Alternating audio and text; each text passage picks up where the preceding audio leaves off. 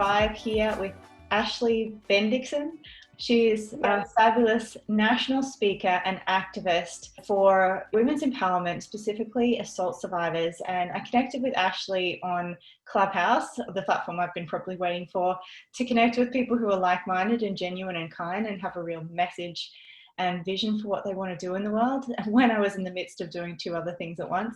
But I was really, really drawn to Ashley's story, and that's why I reached out and asked if she would be so kind to share it with us on this humble little podcast. So what I'd like to do is just hand over the mic to you, Ashley, just to share a bit of your background and your story for some context and to let people know the journey that you went through to get to where you are now. Yeah, thank you, Melanie, for that beautiful introduction. And Clubhouse is definitely an incredible and addictive platform, but you're so right. The people that I've gotten to meet, yourself included, on the platform is just, I don't know where you'd get that opportunity otherwise. So definitely a big Clubhouse fan. Really glad to connect with you and to speak to your listeners today. So I am based here in Newport, Rhode Island, and I have been speaking for 14 years part-time, but finally left my day job, took that leap of faith, and went into speaking full-time 5 years ago at the time of this recording. And it really was kind of born out of building this as a side hustle, something that I love doing, I was passionate about. And once I had this momentum, I realized that if I left my 40-hour-a-week job and put all of my energy into what I loved, I could easily make this full-time work and even surpass my income. And so that's kind of what I did. And I've been primarily speaking in schools for the last 14 years, so high schools and college. But my background is interesting because I've developed a specialty in domestic and sexual violence prevention. So in addition to speaking at schools, I also travel and I speak to the military on preventing sexual assault on base. I train first responders and victim services providers. So really that's kind of the bulk of my primary work, is I have this very robust speaking and training and consulting business. And now that we have all undergone a major change in our businesses, I'm traveling less, I'm doing virtual speeches and still some in person, but flexibility in my schedule to also work with women and survivors.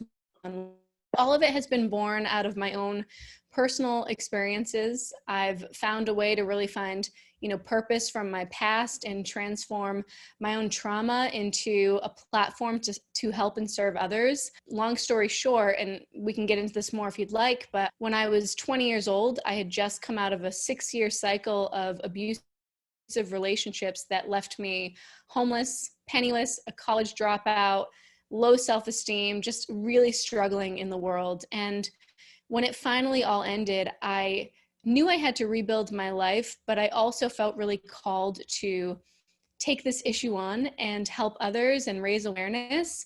And so really when I first began speaking, I just was doing something that to me was an act of service. It was just volunteer work. And then eventually that became my work that it is now. But I really, like I said, just felt called to do this work. I think it's why I went through the experiences that I did, is because this is a huge piece of my purpose. And my life's mission is to help support and empower others who have gone through difficult experiences, whether it's domestic violence or sexual assault, or even just life experiences that cause you to become invisible to yourself. And one day you wake up and you feel fired up to know who you are and make a difference and go after bigger dreams than you ever had before. And so all of my experiences now have just become my life's work. Wow. I love that you are working on prevention as well. So is it all right if you share a little bit about some of the stuff that you are introducing to the military and the other places as well? Yeah, absolutely. So before I went full-time into speaking, I actually worked in the criminal justice system. So even though I had dropped out of college, I finally went back years later. And when I went back, I graduated as valedictorian. So I was #1 in my class. Wow. And my degree was in criminal justice. And I was so thrilled because I was working with crime victims in courtroom settings on a college campus. But I was so frustrated that on one hand, I would be out and speaking and doing prevention work, and then I'd be clocking into the office on Monday morning, just responding over and over. And I really felt like I wanted to be taking a more proactive approach to this whole prevention piece. And honestly, I think when it comes to domestic violence and dating violence in particular, which is my big issue, is that there's no understanding or awareness around the issue whatsoever. And so for me, the prevention piece is, one, raising awareness and educating people about what these issues are. For example, one of the greatest misconceptions is that domestic violence is physical abuse. However, in a large majority of cases, it's emotional, it's verbal, it's psychological, and that's just as damaging. So I really try to not just use my story, but bring awareness to what these issues actually are, because from my work over the years, I know that people never identify as their experience being abusive or themselves being a victim just because they don't understand what it is. And so that's a big piece of it. And then I think the other prevention piece, as far as not getting into those relationships or situations, is really learning personal leadership, how to set boundaries. Those are things that, especially at a younger age, people aren't taught. So I like to bring the leadership skills piece in too. And then as far as on like military bases or corporate environments, one of the most effective ways to prevent harm and assault is by engaging bystanders to shift culture. And so when I get to speak on a military base, it's all about what are we each individually and collectively doing to speak up when we hear toxic language and jokes and remarks, because all of those are what tacitly allow these issues to happen. And so it's really a culture change piece that focuses on what our individual opinions are about these issues and how we speak up and act when we see little red flags and warning signs, so that we can eventually, hopefully, totally shift the culture and make a difference. So there's a lot to it, but clearly I love what I do because I can just go on and on and on. I'm all for it. It's work that's so needed. And you're right. It's almost like the subtle little toxic things that slip in, like degrading comments that slip into corporate culture that marginalize people, that people don't do anything about, they tolerate it. That sows the seeds of it. So I think you're right, like having awareness about, hey, these are some of the warning signs, the early signs of this, so people can take personal leadership and do something about it or even flag it with people. I think there is a lot of scope there for that available, because I think it's still not spoken about enough. Yeah, and it's so interesting because especially going into, for example, high schools, schools are constantly bringing in speakers on bullying and depression and anxiety. And honestly, often unhealthy relationships are the root cause for all of those issues. So it's like, if you want to reduce anxiety, teach kids how to have healthy relationships or healthy friendships. And every time I go into a school, the students are overwhelmingly saying, this is such a huge issue and no one's talking about it. Thank you for being here and talking about it, because I mean, most of them are dating or they know people that are dating and they're unhealthy relationships all around them. And you're right, we don't talk about it enough. So hopefully we're getting there. I mean, technology, social media, we have new platforms these days, but I'm certainly trying to do my part every day. Yeah, absolutely. This is sort of like a little brainchild of mine. I've done a podcast series before, but this one came through a lot more organically about highlighting voices that I believed deserved bigger platforms, people who I wanted to be in leadership positions in the next 10 years, whose voices have empowering messages that more people needs to hear. And definitely 100% what you're doing fits the bill. So if there's anything I can do to help you get your message out there further, I'm all for it. We need your voice. We need more voices like that out there. And I think it starts before high school for many people, but at the same time, high school is a really powerful time when it can get quite embedded, or they can actually take back their power in many ways. And just being mindful, what are some of the signs that with the dating violence or the dating toxic behaviors that you're seeing that perhaps younger people, they don't recognize as abusive behaviors, but they're tolerating? Are there some kind of under the radar traits that you've noticed when you're going and visiting schools? Yeah, I think probably the most common, and this is probably true for many relationships, regardless of age, is One of the earliest warning signs is a partner wanting to spend a ton of time with you, an excessive amount of time with you. And if you make plans without them, they get upset. And in the beginning of a relationship, typically a partner is not going to get angry at you. They're going to maybe make you feel a little guilty, or they're going to say that they've just missed you all week. And so it's this really subtle but steady infiltration of your own space and privacy. And a lot of young people think that that's an expression of love. You feel really special when the person you're dating wants to spend all of their time with you, can't wait to see you again, misses you nonstop. But that's often the first phase of an abusive relationship, is they'll eventually start to isolate you from your friends, from your extracurriculars, from your own hobbies. And so that's probably a big one that I see. The other one too, and this is a newer thing. So with technology, phones and social media are now being used as a tool to maintain control and power in a relationship.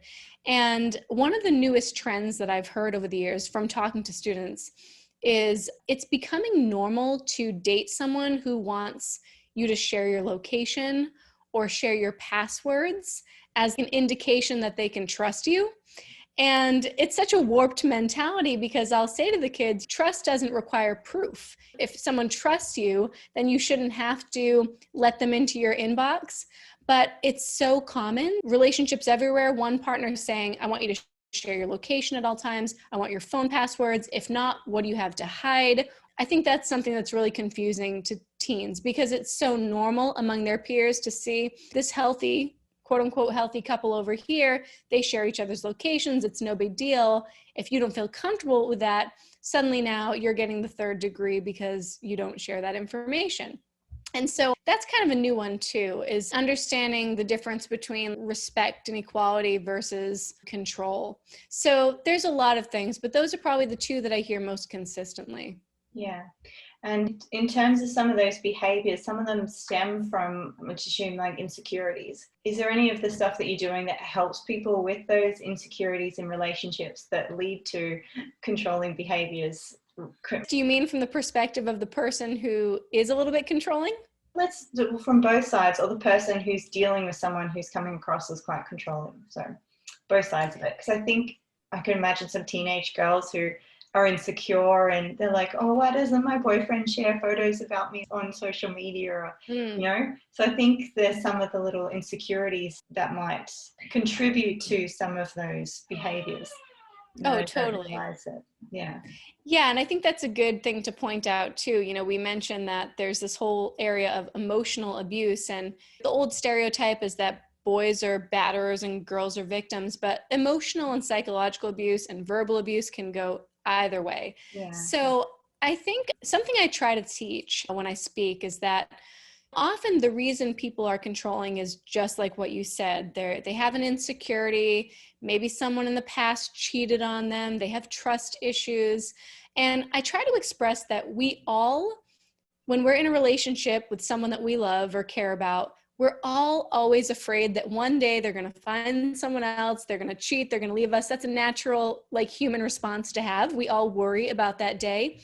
But there's a difference between someone who can manage that and understand it's just a fear because I like this person, versus someone who then feels that they need to demand their partner unfriend every ex or whatever the case. And so I try to teach it as it's just learning to be better at managing your emotions.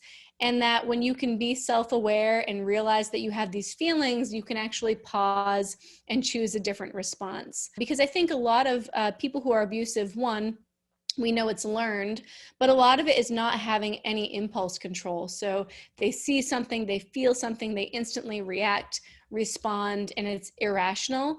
But to them, it's normal because they feel a certain way and they're asserting what they want to do in that moment. So I think it's just being able to take that pause and realize if something is just my own issue, is there any truth in this? Do I actually need to get this upset? And usually the answer is no. So it's just a self-awareness and learning to take a breath.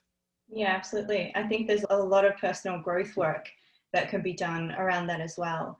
Are you finding because you do some coaching with people as well, are they dealing with people on the controlling side, or who have been controlling towards them, or are you also finding some people have been displaying those controlling tendencies as well?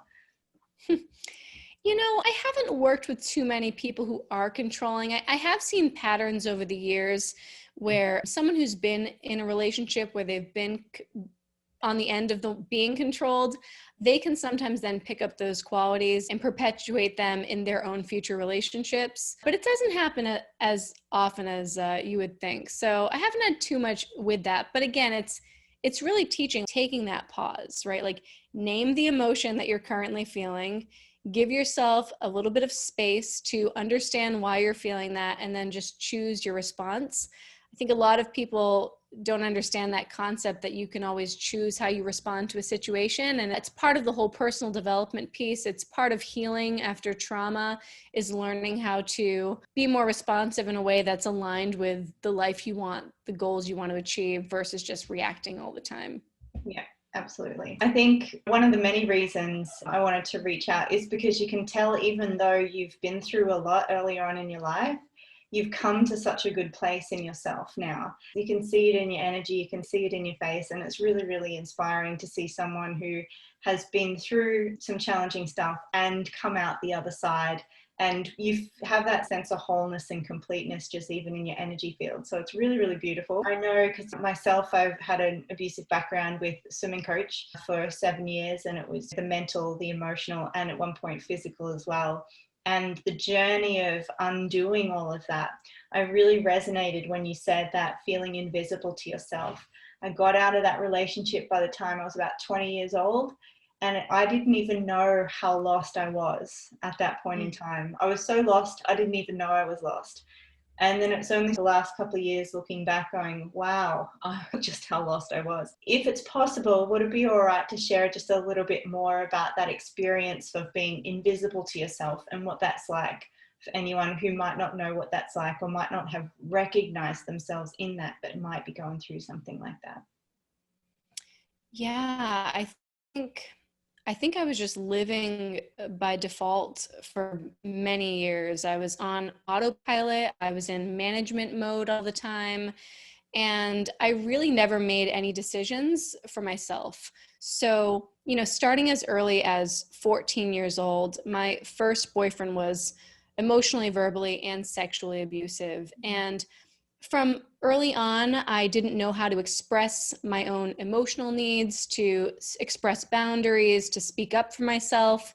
And then over the years, by my peers, I didn't have supportive friends, and I just let everybody else's words and opinions and thoughts infiltrate my own brain. And I was always just trying to be accepted, because I feel like I had been exiled by my community, and I was constantly trying to get back in. And in doing that, I was just always trying to conform. I was trying to fit a mold of how I felt I would be accepted, I would be loved, I would be respected. And I was just chasing something. And when it all came crashing down when I was 20, I was looking back, and I looked at the most immediate relationship where I had given up my education, I was homeless, I had no money in the bank, and I just was beside myself at how much of the things I was working on I had let go. But then I realized that for the last 6 years, I had never been doing anything for myself. And I realized that I didn't know who I was. I didn't know what my interests were, what my passions were, because I had just been focusing on everybody else. And it was just this crazy aha moment, or a moment of intuition, where this voice was like, Ashley, it is your time now. Stop caring about what everybody else thinks or trying to make everyone else happy. You have to figure out what makes you happy. And yeah, I think when I look back, even greater than the trauma of assault was really the trauma of waking up one day and not knowing who I was. And so if anything, it was really a catalyst for me, because it inspired me. I was determined. I was driven. I had to make up for all this lost time, and not just succeed, but succeed even bigger than before because of it. I think in many ways I had been made to feel worthless for so long that now I almost had to like overly prove my worth, which is why suddenly it's like I didn't just go on with life and heal and get a job. I wanted to be like top of my class. I won a pageant, like get involved in my community, take on leadership positions. I just went over the top. But it's been such a beautiful journey, and it's still an ongoing journey. And I think for anyone listening, really take a hard look at your life and ask yourself, how much of it is yours? How much of it would be yours had you not been influenced by the people around you, where you live, what your career is? Because sometimes you start to realize none of this is anything I would have chosen at all. And I often look back to who I was as a little girl, and I try to relate her to who I am today and the things I'm now reconnected with. When I was a little kid, I loved to perform. I danced at family parties. I would get in front of everyone and put on shows. And then there was this whole window of life in my life where I was too shy to even open my mouth. I was afraid of what people would think of me. And it's like, what happened for me to get so far away from the little girl that I was? And so now I'm refinding her, reconnecting with her, and really reclaiming who I was born to be. And it's a beautiful gift. So you might have that moment where you feel invisible to yourself, but it is such a door to opening up a much more beautiful path and future, because now you're really going to do the work that some people never get to do. So it's been a blessing and a gift at the same time. Yeah, absolutely. I was going to ask you a little bit about the journey back from that feeling invisible, but I think you hit the nail on the head with saying, looking around at your life and asking how much of this is mine, how much of this would I have chosen, and how much of this has been influenced by something else. And just even that question, it's a self-inquiry, but I know it's a constant self-inquiry. I used to do coaching. Now I feel like my path is more about supporting other people. Like, I want to build the space that allows voices to shine.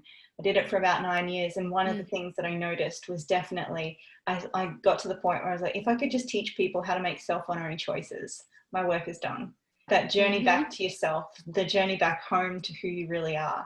And I think it's definitely something that people who have been through trauma or abuse, they in some ways just a coping mechanism, but you just get so divorced from who you really are that you forget what it was like or who you were when you were a little kid, and reconnecting to those things.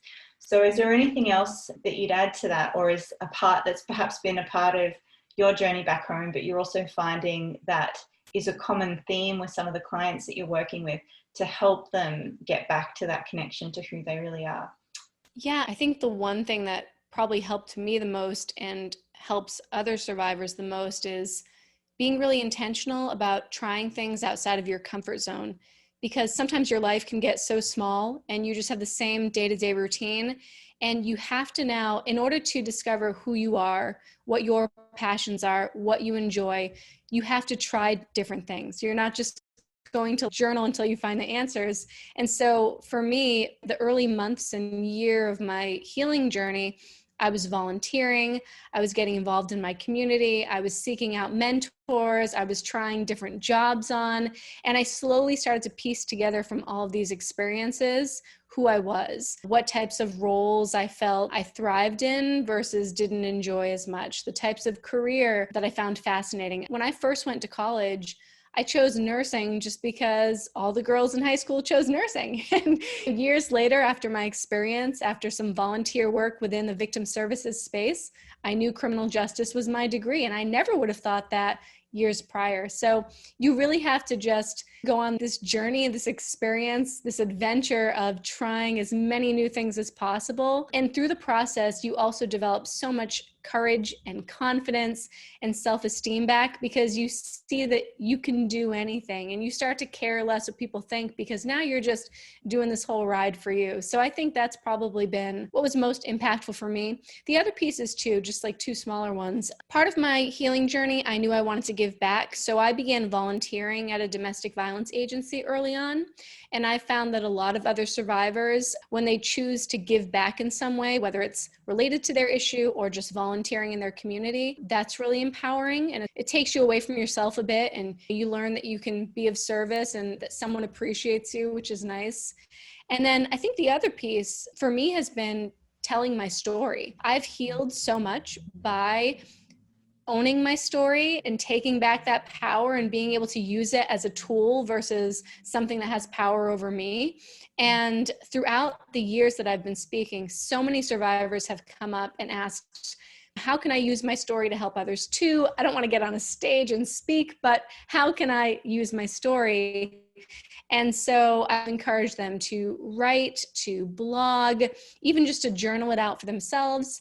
But I ended up launching a website called blueheartsproject.com, and it's just a survivor storytelling platform.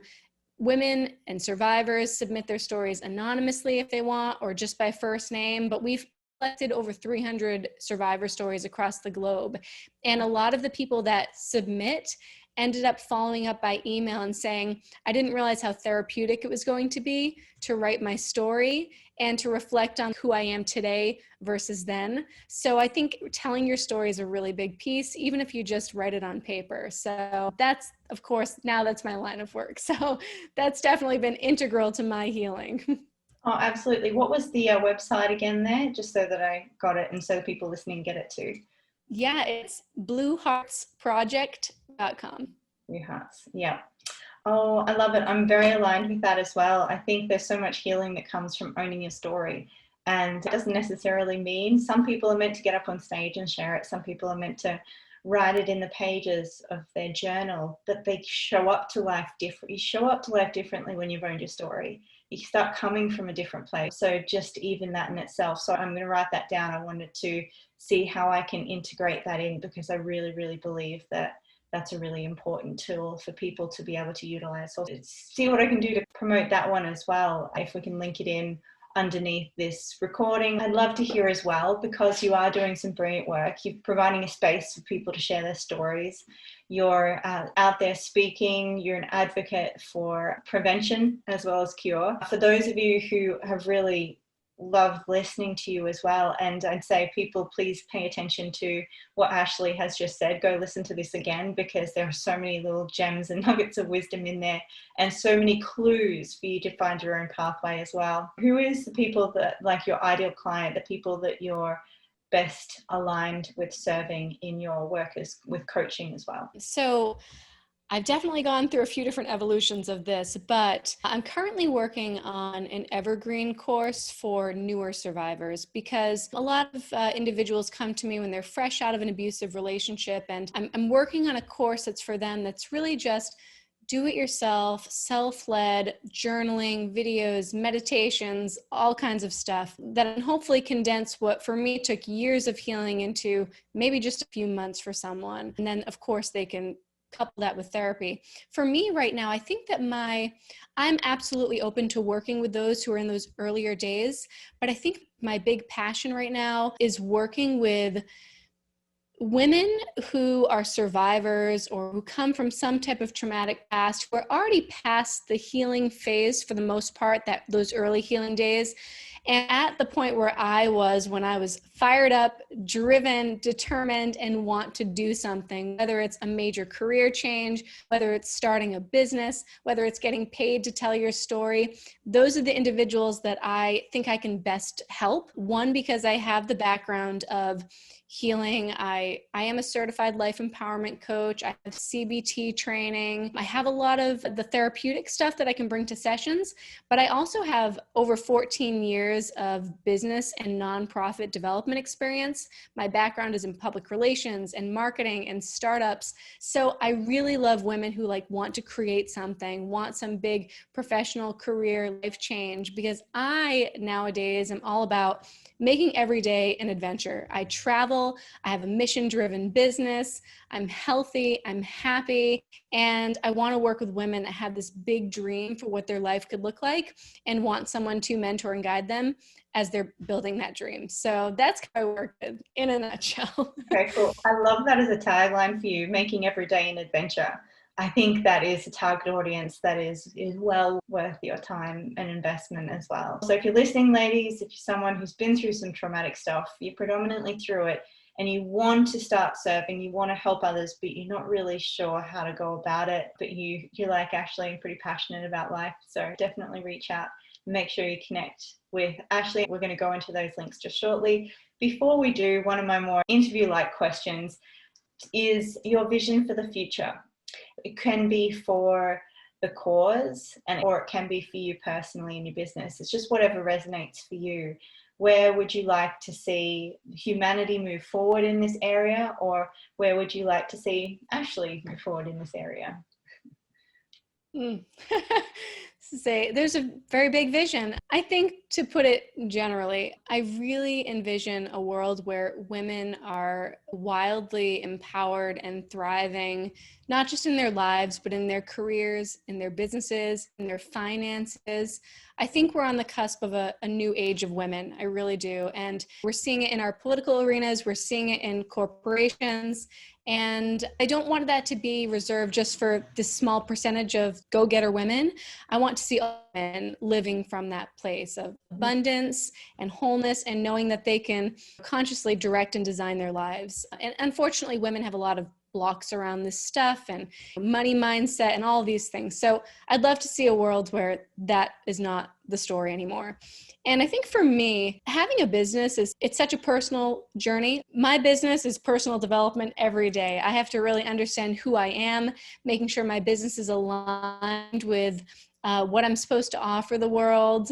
I love what I do as a speaker. I am currently in the process of coaching some women who want to be paid speakers. So I'm eager to help build more female voice to get out into the world and get out on stages, and especially in schools on those stages. But I think for me, this will resonate with some of your listeners. I'm at a point in my life and my career where I'm going through a whole new phase of my own personal development and personal growth. And I'm constantly trying to decondition, right? I'm still trying to connect as much as I can to the little girl I was born to be. And when you look at my career and my life in the past decade, anyone would say that I'm highly accomplished, and I am. But now I actually ask myself, like, why have I succeeded so much, right? Or why am I a perfectionist because I feel like I can't put something out into the world unless it's excellence? And it's still in some way from my trauma as a kid. Like, I still want to be accepted. I still trade in adoration with excellence, right? Of putting something amazing out into the world. So now I'm actually working on just taking a step back and just being me more, and not having to have this perfect look online or make sure that my every video and every speech is polished. I just want to be myself. And I want to literally create a business where I'm showing up and just being me every day, and it's paying my bills. And that requires undoing a need for perfectionism, which sometimes causes me to procrastinate and get too in my head about things. It's so silly, and it feels so earthly at times. And I'm really weaving the thread between all of the experiences and why that might still impact me. So I think my personal vision is to just get to a place where I feel so me that everything just works. What I'm supposed to do, who I'm supposed to serve. I never have to get in my head and get crazy about it, because sometimes you can when you're building a business. And I'm looking forward to eventually getting past that and really knowing how I can best serve. And I think I figure that out every day, but little word of advice, you just have to start and the answers come. And that's what I'm learning. Oh, beautifully said. And thank you for being real about it as well. This is all a lifelong journey. I believe there's always the next level, and it sounds like you're definitely on the path of going to the next level. And I think you might be closer to that part than you realize, because you're definitely coming across pretty genuine and down to earth. So last question, seeing as it is emerging leaders, what do you think is essential, or what trait do you think is missing in a lot of leadership? Doesn't matter what the context, it just matters what sparks the idea. And what do you think we need more of from people in leadership positions? I think I would say really getting better at listening, really wanting to understand other people, to empathize with other people. I think that's critical, whether you are in a position of political leadership or you run a business. I think real leadership comes from knowing the needs of others and the needs of those around you, and being able to respond to those needs. And then I think the other piece, and I say this a lot, and it's kind of like a little repetitive of what I've been saying, but I think true leadership is being you, right? Literally just being who you authentically are, not checking all the boxes, fitting into a mold. Leadership shows up in those people who are just unapologetically themselves. And that's how you're going to lead in the way that you uniquely are supposed to lead in this world, is by being yourself and not trying to be something else. So that's what I would say is missing sometimes. Oh, beautiful. I think it's a perfect way to wrap it up. Leadership begins by leading yourself. So please, if you've really resonated with what Ashley has shared, what's the best way that they can connect with you, Ashley, find out more about you? Where can they go to get more of you? Yeah, I would probably say that I hang out the most on Instagram. So that's probably the easiest, just Ashley Bendiksen. That's my username. Or you can find me at my website, ashleybendiksen.com, and my email's on there, and you can see all of what I offer. Just search my name and you'll find a way to reach me. Okay, great. I'll make sure I put all those links below this when we put this live as well. And if you're in a place where you're feeling a bit vulnerable, I might make sure that we've got some links below there for people if emergency situations. That's something that I'm always quite mindful of as well when we're talking about sensitive topics. And blueheartprojects.com, reach out, share your story, start putting it down on paper. It's the first step to owning it. So thanks again, Ashley. It's been an absolute pleasure. I've noticed throughout our conversation, I'm seeing all these potential little collaboration things where if I could help in any way for those projects, I'm more than happy to. So I hope this is the first chat that we have, not the last one. And it's been a pleasure chatting to you. And we'll wrap it up there for this episode of the podcast. Thanks for joining us. And I'll have those links for you to connect further with Ashley below this recording. We'll see you for the next episode very soon. Take care.